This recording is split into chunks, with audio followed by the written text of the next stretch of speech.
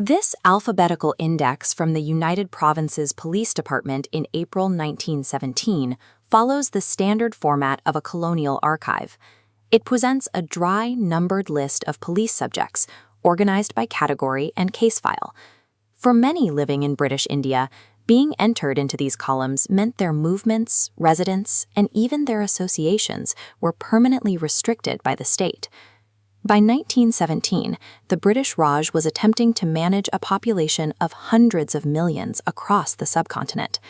Maintaining this level of control required a system that could categorize the population at scale. The primary tool for this categorization was the Criminal Tribes Act of 1911, a law that empowered these officers to monitor specific communities they deemed inherently prone to crime. The logic of the act created a conflict between two different ways of policing. It forced a choice between judging individuals based on their own actions or treating entire groups as a collective criminal entity based on their birth.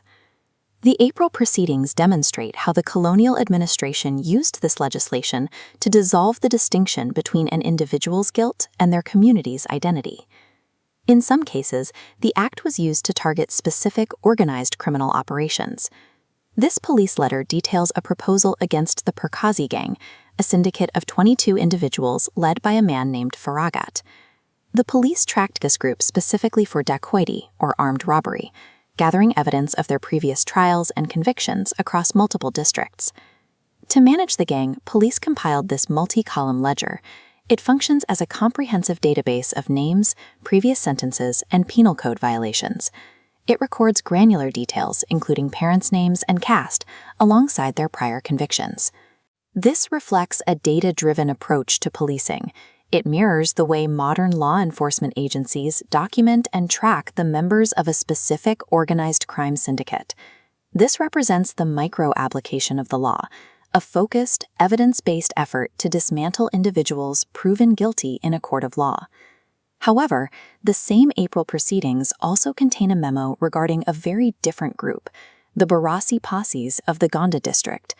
Here, the police report notes that within a community of 2,588 adult males, 290 are ex-convicts. This means roughly 11% of the adult male population had committed a crime.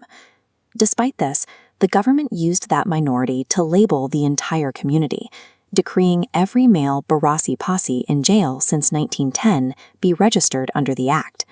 Once labeled, these men were placed under the restrictions of Section 10B of the Criminal Tribes Act. Notification 768 explains this surveillance. Every registered member had to notify police of their residence, any intended move, or temporary absence.